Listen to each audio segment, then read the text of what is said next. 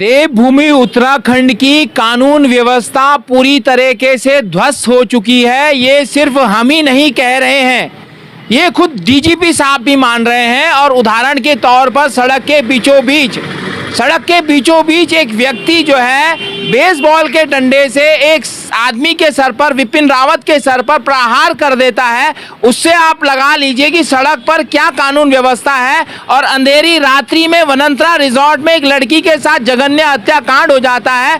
5 दिन तक प्रशासन सोया रहता है, पुलिस के पास आता है मामला, लेकिन बाद में पता चलता है कि पुलिस कहीं ना कहीं आरोपियों को बचाने का प्रयास कर रही है। ये गंभीर आरोप भी लगते हैं। और डीजीपी साहब कह रहे हैं कि वर्दी का खौफ आम जनता पर होना चाहिए था, पर वो बोल गए भूलना कि जनता पर नहीं, अपराधियों पर होना चाहिए था। इसी गंभीर विषय पर चर्चा करने के लिए हमारे साथ 2 सामाजिक कार्यकर्ता हैं। एक चंद्रभूषण शर्मा हैं और एक अरविंद हटवाल हैं। दोनों अंकिता की लड़ाई के लिए, अंकिता के न्याय की लड़ाई के लिए संघर्ष कर रहे हैं काफ़ी समय से। हम लोग आपको दिखाते भी रहते हैं, इनके विचार है उनको दिखाते रहते हैं। आज हम लोग कानून व्यवस्था की लचर होती प्रणाली पर चर्चा करेंगे, उसके समाधान पर भी बात करेंगे। सबसे पहले कहाँ कानून व्यवस्था लचर हो गई है, किन कारणों से हो गई है, उस पर भी चर्चा करेंगे। चंद्रभूषण भाई और अरविंद भाई, आप दोनों का बहुत बहुत स्वागत है। गंभीर विषय है, इसलिए चर्चा भी गंभीरता से होगी। और आप लोग अपने अपने विचार रखना। सबसे पहले जब कल हम चर्चा कर रहे थे कानून व्यवस्था पर, उसी पर आप एक छोटा विचार रख दीजिए। जैसा कि जो पुलिस डिपार्टमेंट है, हम एक परिवार की भी अगर बात करते हैं तो उस परिवार में भी हम देखते हैं कि एक नई पीढ़ी आती है और वो नई पीढ़ी पुराने जो कुछ कुरीतियां हैं उसे दूर करती है और करेक्शन करती रहती है। लेकिन हम ये देख रहे हैं कि जो जितने भी सरकारी विभाग हैं उसमें से जो पुलिस महकमा है, ये पुलिस महकमा एक तरीके से एक ऐसा दलदल सा बनता जा रहा है धीरे धीरे समाज के लिए कि इसके अंदर कोई भी रिफॉर्म नहीं हो रहे हैं, कोई भी सुधार नहीं हो रहे हैं। समय के साथ इनको जिन सुधारों की आवश्यकता है उन सुधारों का कोई नामो निशान नहीं है। पुराने ढर्रे पे लकीर के फकीर की तरह पुलिस विभाग चलता आ रहा है लगातार। और ये पुलिस विभाग अब धीरे धीरे समाज को प्रताड़ित करने के लिए और केवल अपनी वर्दी और अपनी ड्यूटी और अपना कोई जिम्मेदारी ना लेना, एक व्यक्तिगत जो एक पोस्ट होती है किसी पुलिस महकमे में, चाहे वो कोतवाल हो, डीजीपी हो, डीआईजी हो, एसएसपी हो या सीओ के नीचे हो या कोई भी और जो लोग होते हैं, लगभग ऐसा दिखता है कि केवल वो औपचारिकता कर रहे हैं। एक पुलिस विभाग में जितनी भी नौकरी है वो एक औपचारिकता पूर्ण रह गई है। कोई भी रिफॉर्म करने का कोई किसी का मन नहीं है, कोई परिवर्तन करने का किसी का मन नहीं है। और इस परिवर्तन ना करने का एक जो खामियाजा है वो समाज को भुगतना पड़ रहा है। समाज को भी इस तरह भुगतना पड़ रहा है कि जो लोग आपराधिक प्रवृत्ति के हैं, पूरी तरह से आपराधिक प्रवृत्ति के हैं, उन्हें इतना पता है कि पुलिस को मैनेज किया जा सकता है और पुलिस के साथ कैसे साठगांठ की जा सकती है और कैसे मैनिपुलेशंस की जा सकती है, कैसे अपना बचाव किया जा सकता है। जो ये आपराधिक प्रवृत्ति के लोग हैं ये तो अपने काम को सिद्ध कर जाते हैं और उसका खामियाजा कैसे भुगतना पड़ रहा है कि जो लोग न्याय की जंग लड़ रहे हैं, जो लोग न्याय की लड़ाई लड़ रहे हैं, उनके लिए डीजीपी महोदय से एक आदेश आता है और उस आदेश में ये कहते हैं अपने पुलिस डिपार्टमेंट को कि पुलिस को अब सख्त होना पड़ेगा। मतलब क्या, पुलिस अब तक पस्त पड़ी थी जो उसे सख्त होना पड़ेगा, तो पस्त पड़ी थी तो सख्त होना भी किसके लिए पड़ेगा? जो अंकिता की न्याय की लड़ाई लड़ रहे हैं, बिल्कुल अपराधियों पर सख्त होना पड़ेगा। ये डीजीपी साहब ने क्लियर नहीं किया। बिल्कुल, उनका ये कहना है कि पुलिस को सख्ती बढ़ानी पड़ेगी, लेकिन ये समझ में नहीं आ रहा है किस पर सख्ती बढ़ानी पड़ेगी। अपराध घट जाने पे सख्ती बढ़ानी है, अपराध ना घटे इसके लिए सख्ती बढ़ानी है।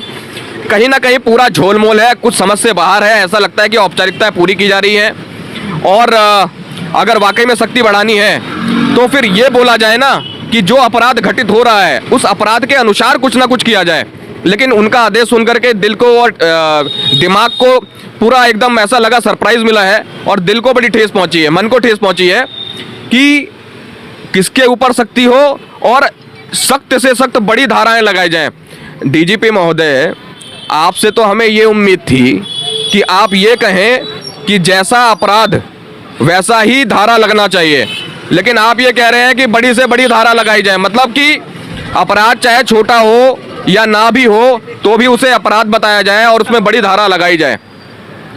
क्या आप सबको मैं डीजीपी महोदय से ही बोल रहा हूँ, मुख्यमंत्री से भी कह रहा हूँ, क्या आप सभी को एक ऐसा नहीं लग रहा है कि कहीं ना कहीं आप एक ऐसा स्टेटमेंट दे रहे हैं जिससे केवल पुलिस विभाग की पीठ तो थपथपाई जा सकती है, लेकिन समाज को बहुत कुछ झेलना पड़ेगा अगर ये बेफिजूल की सख्ती और एक न्याय की लड़ाई लड़ने वाले लोगों के खिलाफ भी अगर आप एक्शन लेंगे तो अपराधी तो बहुत ज़्यादा मनोबल बढ़ जाएगा उनका। अपराधी का मनोबल बढ़ने के बाद क्या होना चाहिए आप समझते हैं? एक तरफ से तो आम जनता अपराधियों से पिस रही है, दूसरा पुलिस से पिसेगी, वो कहाँ जाए? इसका मतलब कि आप ये चाहते हैं कि आम जनता में कभी भी न्याय की आवाज़ उठाने के लिए कोई भी व्यक्ति दोबारा इस ओर बढ़े ना, आवाज़ ना उठाए, शांत हो जाए, मौन हो जाए। ये बहुत बड़ी बात जो है चंद्रभूषण भाई ने कही है। 18 सितंबर 2022 को अंकिता मिसिंग हुई थी। 19, 20, 21, 22 की दिन में हमने खबर की थी कि आखिर अंकिता है कहाँ, उस आरोपी से पूछताछ क्यों नहीं हो रही है? जो वनंतरा रिजॉर्ट का मालिक है, पुलकित आर्य है, क्यों इधर उधर घुमाया जा रहा है अंकिता के माँ बाप को? ये हमने सवाल पूछा था और अगले दिन डीजीपी साहब कहते हैं कि सोशल मीडिया में जनता को बरगलाया जा रहा है, इसलिए सोशल मीडिया वालों के खिलाफ कड़ी से कड़ी कार्रवाई हो गई। तो डीजीपी साहब की सोच तो वहीं दिख रही है, जहां अपराधियों के प्रति सख्त ना होकर जन जागरूकता फैलाने वालों के खिलाफ है। इसके बारे में अरविंद भाई से पूछेंगे, क्या कानून व्यवस्था वाकई में लचर हो गई और डीजीपी साहब अपराधियों के बजाय जो जन जागरूकता फैला रहे हैं, आप लोग जैसे न्याय की लड़ाई लड़ रहे हैं, आपके खिलाफ ज़्यादा सक्रिय हो गई है? सबसे पहले तो आवाज़ न्यूज़ का धन्यवाद, बहुत बहुत धन्यवाद आप लोगों का कि आप समाज की बातों को आगे उठाते हो। सबसे पहले तो अगर डीजीपी सही रहते या पुलिस मुख्यालय सही रहता, पुलिस प्रशासन सही रहता, तो ना वो केदार भंडारी वाला किस्सा होता, न ये अंकिता कांड हत्याकांड होता, ना ये अभी देहरादून में जो कांड हुआ है ना वो होता। सबसे पहले पुलिस वालों की गलती है। पुलिस वाले अगर उसी समय कार्रवाई कर देते, न जनता भीड़ उग्र होती, न जनता कुछ बोलती। और दूसरी बात, अभी हम न्याय के लिए लड़ रहे हैं और हमारे डीजीपी साहब का कहना है कि इन पे आपने जो मुकदमे लगाए हैं कम लगाए हैं, तो क्या जो दोषी हैं उन पे मुकदमे क्यों नहीं लगाया जाता है? और हम जो समाज के लिए लड़ते हैं, क्या हम पे कम मुकदमे लगाए गए हैं? तो ये आपकी भूल है डीजीपी साहब। ये ना हो कि कहीं हम भी आपको कंधे में उठा के ले जाएं। मैं आपको चेतावनी दे रहा हूँ डीजीपी साहब, ये नहीं मैं आपको कंधे में उठा के ले जाऊँ। लगाना मेरे पे जो केस लगाना आपने, आप ऐसा काम ना करें। हम समाज के लिए लड़ रहे हैं और आप समाज के प्रहरियों को कह रहे हो कि इन पे केस लगाओ और अंदर करो। धन्य है डीजीपी साहब आपका। ये बहुत बड़ी बात कही है एक जागरूक फैलाने वाला व्यक्ति और एक न्याय के लिए लड़ने वाला व्यक्ति जो कह रहा है, डीजीपी साहब आप कहीं ना कहीं विश्वास खो चुके हैं, कहीं ना कहीं सरकार विश्वास खो चुकी है। जिस प्रकार से सरकार कह रही है कि हम लोग, सरकार भले ही ना कह रही हो, लेकिन उसके जो वक्ता के रूप में डीजीपी उन्होंने बनाए हैं, जो कानून व्यवस्था को देखरेख करने के लिए बनाए हैं, उनकी तरफ से जो संदेश आ रहा है वो सरकार को सरकार के प्रति जनता में असंतोष ज़्यादा फैला रहा है। इसके अलावा और भी दूसरे विषय हैं कि आखिर पुलिस क्यों कहती है, विपिन रावत जहां जन्म और मृत्यु के लिए संघर्ष कर रहा है, पुलिस कहती है आओ कॉम्प्रो कर लें। कॉम्प्रो मतलब कॉम्प्रोमाइज़ कर लें। इसके बारे में दोबारा चंद्रभूषण भाई के पास हम आएंगे। चंद्रभूषण भाई, आपको लगता है कहीं ना कहीं अपराधियों के साथ साठ-गांठ के जो गंभीर आरोप पुलिस पर लगते रहते हैं, प्रमाण के रूप में विपिन रावत के परिवार वालों ने भी कहा कि जिस दिन विपिन रावत पर हमला हुआ, रात को पुलिस पे फ़ोन आता है और वो कहते हैं कॉम्प्रो कर लो, कॉम्प्रोमाइज़ कर लो। तो क्या वाकई में साठ-गांठ अपराधियों से, इसलिए इस अपराधियों के पक्ष में ज़्यादा पुलिस दिखाई दे रही है? देखिए, हमारा जो अनुभव है वो अत्यंत कड़वा रहा है अभी तक। हम तो वनंतरा रिजॉर्ट के टूटने से लेकर के उससे पहले की भी कई घटनाएं देखते चले आ रहे हैं। डीजीपी महोदय ने अगर उनको इतना ही सख्ती बरतनी है तो रात के अंधेरे में जिन्होंने वनंतरा तोड़ा उसके ऊपर कोई भारी भरकम धारा क्यों नहीं लगाई उन्होंने? भारी भरकम तो छोड़िए, कोई छोटी धारा भी नहीं लगाई उन्होंने। तो यहाँ पर एक तरफ वो कह रहे हैं कि धारा लगाई, मतलब ये धाराएं किसके लिए हैं? क्या ये धारा वही है जो बहती धारा में हाथ धोना, मतलब कि ये धाराओं में पुलिस अपना हाथ धोती रहे, अपना हाथ साफ करती रहे? तो ये धारा नहीं चलेगा। और विपिन रावत बेचारे, उनके परिवारजन बिलक बिलक के रोते रहे, उनको प्रताड़ित किया पुलिस के द्वारा प्रताड़ित किया गया कि आप कॉम्प्रोमाइज़ कर लीजिए। क्या पुलिस का काम समझौता कराना है? ऐसा पुलिस एक्ट में कहाँ ऐसा लिखा है? पुलिस को कोई भी न्याय देने का अधिकार नहीं है। पुलिस केवल क्या करती है? पुलिस केवल एविडेंस कलेक्ट करती है और कोर्ट न्याय देने का जो काम है वो कोर्ट का काम है। आखिर पुलिस समझौता कैसे करवा सकती है? राजीनामा भी कोर्ट की सहमति से होता है, कोर्ट की अनुमति से होता है। तो क्या पुलिस को अब पुलिस अपने आप को कोर्ट भी मानने लग गई? अगर पुलिस अपने आप को न्यायालय मानने लग गई है तो ये तो एक तरीके से पूरी तरह से न्यायालय की अवहेलना है। तो यहाँ पे न्यायालय को भी संज्ञान लेना चाहिए और हमारे चीफ जस्टिस ऑफ इंडिया को भी संज्ञान लेना चाहिए कि अगर पुलिस ही समझौते कराएगी तो न्यायमूर्ति किस लिए बैठे हैं। तो न्यायमूर्ति महोदय, आप भी थोड़ा ध्यान दीजिए, संज्ञान लीजिए कि ये पुलिस ये कुछ भी करने को उतारू है। तो इस तरह का हमें लगता है कि अगर ऐसा ही होता रहा तो मैं तो मान रहा हूं कि पुलिस का मेरे ऊपर से तो विश्वास अभी पूरी तरह से मैं नहीं कर पा रहा हूं कि मेरे साथ कुछ भी होगा तो मैं पुलिस पे जाऊं और कैसे निष्पक्षता के साथ पुलिस मेरा साथ देगी। मुझे ऐसा लगता है कि सामने वाला गलत है तो मुझे उसके आगे झुकना ही पड़ेगा। एक तो वो गलत है वैसे झुकूंगा, पुलिस और ऊपर से मुझे झुकाएगी। जिस थाने के आगे हम खड़े हैं, सामने हम खड़े हैं, वो ऋषिकेश का थाना है और ऋषिकेश थाने में कभी थाना अध्यक्ष रवि सैनी हुआ करते थे। ये वही रवि सैनी है जिन्होंने अंतिम क्रिया जब चंद्रेश्वर नगर में एक ब्राह्मण के द्वारा, पंडित के द्वारा करवाई जा रही थी तो आरोपी के तत्वों द्वारा, आरोपियों द्वारा उस अंतिम चिता में, अंतिम क्रिया में व्यवधान डाला गया, गंगा जैसे उसे वो भिगोया भी गया, बुझाने का कहीं ना कहीं प्रयास किया गया। तो जो आरोपी था, पार्षद पति था, किशन मंडल था, उसको रातों रात छोड़ भी दिया गया। फिर अगले दिन अदालत की फटकार के बाद उसको पकड़ा गया, वो अलग बात है, लेकिन छोड़ा गया है।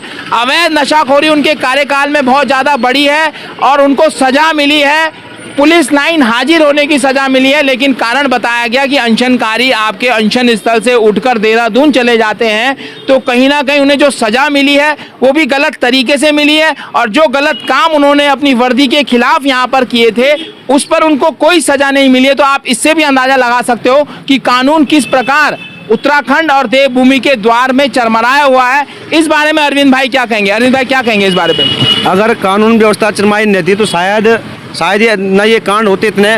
और सबसे पहले ये रवि सैनी जो यहाँ पे था ना, बहुत दलाल था, मैं तो चोर कहता हूँ उसको। वो हट गया, वो लाइन हाजिर नहीं होना चाहिए, वो सस्पेंड होना था। उस भाई को तो लाइन हाजिर कर दिया, उसको तो बहुत अच्छा हो गया, उसको तो एकदम सस्पेंड करा। वो तो होम गार्ड के काबिल भी नहीं था मेरे भाई। वो यहाँ पे नशा का व्यापार वो करवा रहा था, यहाँ पे गुंडागर्दी वो करवा रहा है, यहाँ पे ये गढ़वाली देसी वो करवा रहा था यहाँ पे रवि सैनी। वो तो सस्पेंड होना चाहिए था, वो तो केवल लाइन हाजिर करवाया गया। और जो दो और लाइन हाजिर देहरादून में है वो भी गंदे पुलिस वाले थे, उनको भी सस्पेंड करना था क्योंकि उन्होंने आंदोलनकारी जो भूखे प्यासे उनके पेट पे लात मार रहा। अरे शर्म कर, एक भूखे प्यासे पे तो तुम लात मार रहे हो, तो उनको तो सस्पेंड होना चाहिए था, उनको लाइन हाजिर नहीं हो। तो डीजीपी साहब, मेरा आपसे निवेदन, क्रमबद्ध निवेदन है, जो ये समाज के गलत संदेश देते हैं, ये जैसे रवि सैनी जैसे लोग हैं, ये गलत संदेश दे रहे हैं पुलिस का नाम ही इन्होंने खराब कर रखा है, इनको तो तुरंत सस्पेंड करो।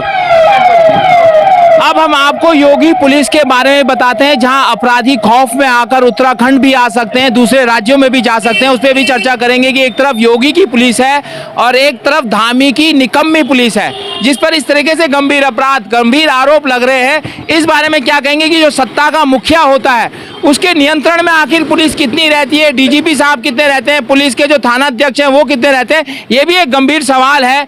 क्या कहेंगे चंद्रभूषण भाई? एक तरफ योगी की पुलिस का बड़ा सम्मान होता है और धामी की पुलिस का उतना अपमान हो रहा है, तो कहीं ना कहीं सत्ता में बैठे हुए मुखियों का भी कहीं ना कहीं भूमिका होती है इस पर। देखिए, हमने शास्त्रों में भी हमारे ऐसा कहा गया है, यथा राजा तथा प्रजा। तो राजा का मतलब है पिता और प्रजा का मतलब है पुत्र। तो जो पुत्र की भांति अपनी प्रजा का सम्मान करे, उसको उसका ख्याल रखे, उसे राजा बोला जाता है। तो योगी जी वाकई में उत्तर प्रदेश के लिए एक राजा के समान हैं और एक पिता के समान। वो अपनी पूरे उत्तर प्रदेश जैसी जनता का, ऐसी प्रजा का वो पूरा ख्याल रख रहे हैं उनका। लेकिन अगर मैं यहाँ पर धामी जी को देखूँ तो हमारे जो पुष्कर सिंह धाकड़ धामी जो यहाँ पर मुख्यमंत्री बनकर बैठे हैं, मैं उन्हें राजा तो बिल्कुल नहीं मान सकता। हाँ, उन्हें मैं जो उत्तराखंड का शोषण कर रहे हैं उनका राजा अवश्य मान सकता हूँ मैं उन्हें, कि जो उत्तराखंड के शोषण करने वाले लोग हैं उनके लिए वो बिल्कुल पूरी खातिरदारी उनकी चल रही है और उनको पूरी छूट है कि वो शोषण करें। और जैसे आरोपी के पिता का खातिरदारी हो रही थी, थाने में चाय कॉफी पिलाई जा रही थी और प्रभाविता के पिता को दर दर भटकाने पे मजबूर किया जा रहा था। बिल्कुल, एफआईआर ना लिखना, दर दर भटकाना, ये सारी जो चीज़ें, जो सही व्यक्ति है, जो पीड़ित है, विक्टिम को पूरी तरह से प्रताड़ित करना कि किसी तरह से वो वापस ले ले अपना नाम, किसी तरह से वो पीछे हट जाए, थक हार जाए। और जो अक्यूज्ड है, अक्यूज्ड को कैसे उसको एक सहानुभूति देना, उसको एक कंफर्टेबल एनवायरनमेंट क्रिएट करना, उसके लिए एक सहज वातावरण क्रिएट करना कि आप निश्चिंत रहें, हम आपके लिए सेवा के लिए बैठे हैं। हमें ऊपर से आदेश आ चुके हैं कि आपको बचाना है, चाहे आपने जैसा भी मर्जी दंड कर दिया हो, जैसा भी मर्जी कुठाराघात किसी को अत्याचार किया हो, हम आपको बचाने के लिए तत्पर हैं। ये बहुत बड़ी बात चंद्रभूषण भाई ने कही है। एक तरफ योगी पुलिस है जो खबरों में आए दिन बनी रहती है, सक्रिय रहती है अपराधों के खिलाफ, और दूसरी तरफ धाकड़ धामी की पुलिस है जो रात को फोन करके कहती है आओ अपराधियों के साथ कॉम्प्रो कर लो, कॉम्प्रो करने वाली बात करती है। यही आप अंतर देख सकते हैं, हमारी पुलिस व्यवस्था का अंतर देख सकते हैं। कहेंगे अरविंद भाई?